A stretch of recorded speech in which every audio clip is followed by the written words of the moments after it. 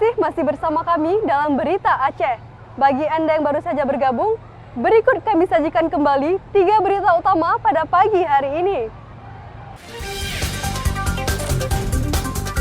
Sejumlah atribut partai politik dan APK pemilu yang masih terpasang saat masa tenang kampanye dicopot petugas gabungan Satpol PP dan polisi.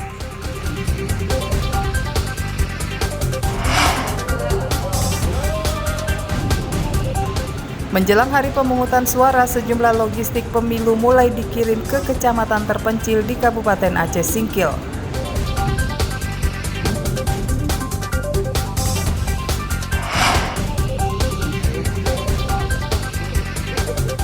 Jembatan penghubung antara Kecamatan Tamiang Hulu dengan Kecamatan Tenggulun putus dan mengakibatkan aktivitas warga terganggu.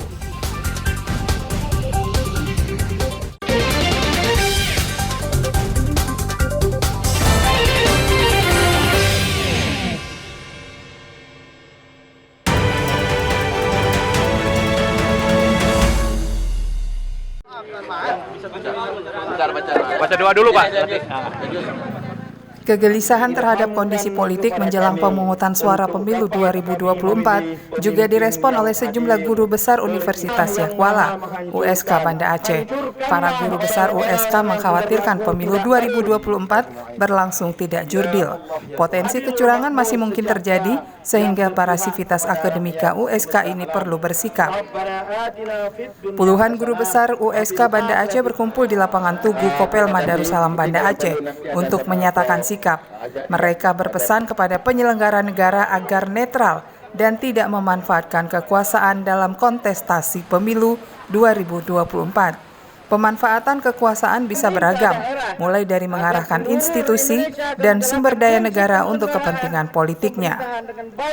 Setidaknya ada 7 poin pernyataan sikap yang dibacakan oleh para guru besar secara bergantian.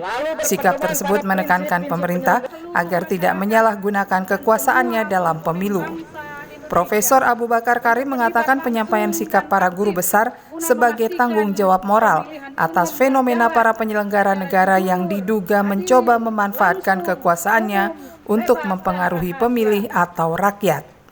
Demi menghasilkan Para sivitas akademika Universitas Yahkuala mengekspresikan dirinya, ya, secara personal hadir di sini untuk menyampaikan ekspresi dirinya, menyampaikan rasa batinnya bahwa mereka ingin negeri ini baik, bahwa mereka ingin pemilihan kepemimpinan kita ke depan adalah secara jujur, adil.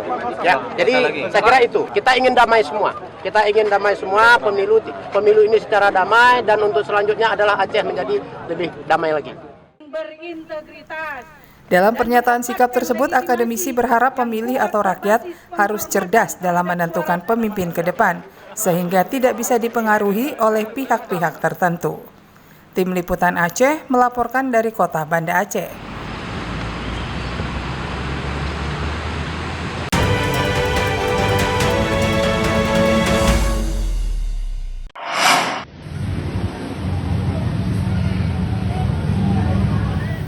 Satu unit kendaraan keluarga pasien di Rumah Sakit Harapan Bunda Banda Aceh Sabtu siang ludes terbakar.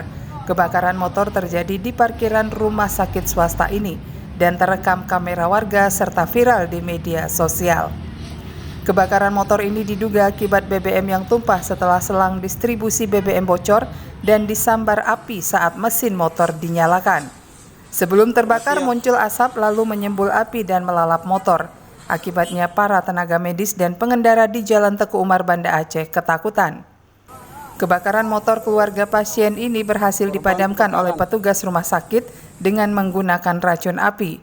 Sebelumnya, kendaraan tersebut juga sempat disirami air, namun api tak kunjung padam. Itu Honda Mio. Tiba-tiba waktu dia naik hidupin Hondanya keluar asapnya. Setelah dia berhenti, asapnya makin keluar api. Nah, habis keluar api udah terbakar terus. Siram pakai air nggak mau. Sebelumnya dia parkir di sini, Bang? Ya, parkir di sini, Bang. Belum lama dia parkir. Tiba-tiba dia keluarin Honda, langsung naik, hidupin Honda, keluar asap terus. Kebakaran motor keluarga pasien di kawasan padat kendaraan ini sempat membuat pengendara terganggu beberapa saat. Tim Liputan Aceh melaporkan dari Kota Banda Aceh.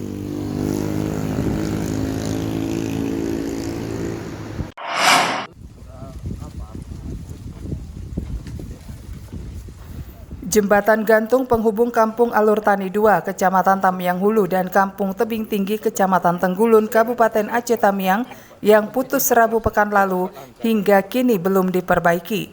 Aktivitas warga di kedua desa tersebut terganggu karena untuk keluar dan masuk kampung mereka harus menempuh perjalanan yang lebih jauh. Kerusakan jembatan gantung akibat kabel baja penyangga jembatan putus sehingga lantai jembatan terjuntai ke sungai. Warga tidak bisa lagi menggunakan jembatan tersebut karena berbahaya, sehingga mereka harus memutar ke wilayah lain yang lebih jauh untuk bisa beraktivitas. Akibat jembatan gantung ini putus, warga desa Tebing Tinggi dan Alur 2 paling terdampak.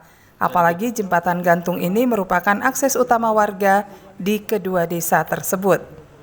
Meskipun hampir sepekan putus, pemerintah Kabupaten Aceh Tamiang baru meninjau lokasi untuk memastikan kondisi jembatan. Pemerintah kabupaten berjanji jembatan tersebut akan segera diperbaiki.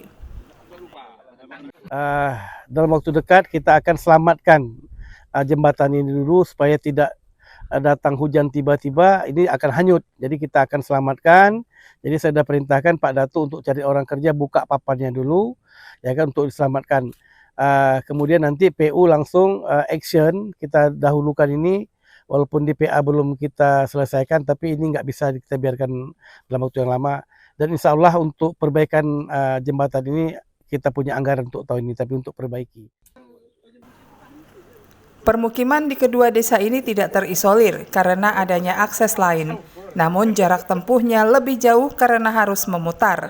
Demikian juga para pelajar harus mencari jalan alternatif untuk menuju sekolah, termasuk warga yang mengangkut hasil kebun. Tim Liputan Aceh melaporkan dari Kabupaten Aceh Tamiang.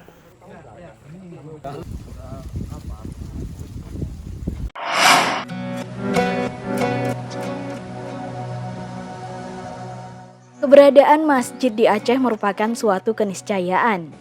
Selain provinsi yang menerapkan syariat Islam, daerah yang kesohor dengan gelar Serambi Makkah ini tak lepas dari bangunan masjid.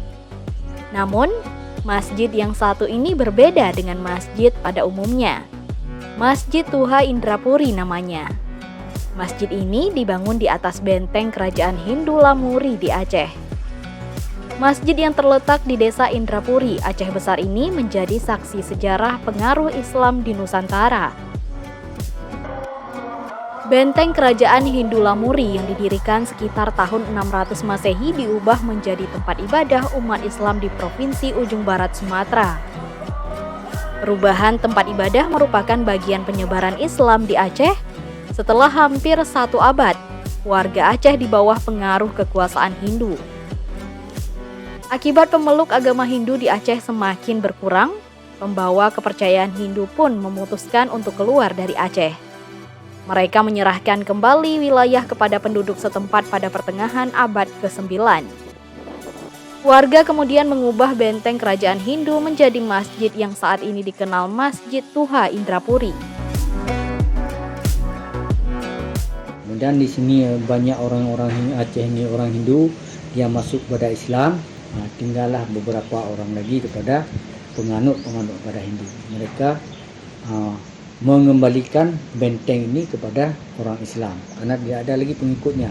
Mereka hijrah ataupun pindah di tempat ini. Bukan diperang, tapi dia pindah. Diberilah. Dia pindah, dikembalikan kepada penduduk di sini.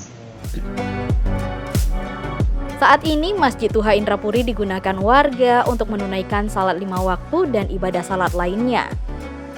Masjid Tuha Indrapuri ini telah ditetapkan sebagai bangunan cagar budaya berdasarkan Surat Keputusan Mendikbud RI nomor 014/M/1999 tanggal 12 Januari 1999.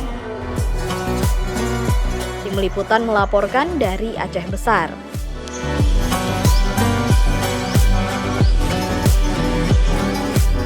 Informasi tadi sekaligus menutup perjumpaan kita pada pagi hari ini. Saya Elzira Felicia dan seluruh tim redaksi mohon pamit undur diri. Selamat beraktivitas, sampai jumpa. Wassalamualaikum warahmatullahi wabarakatuh.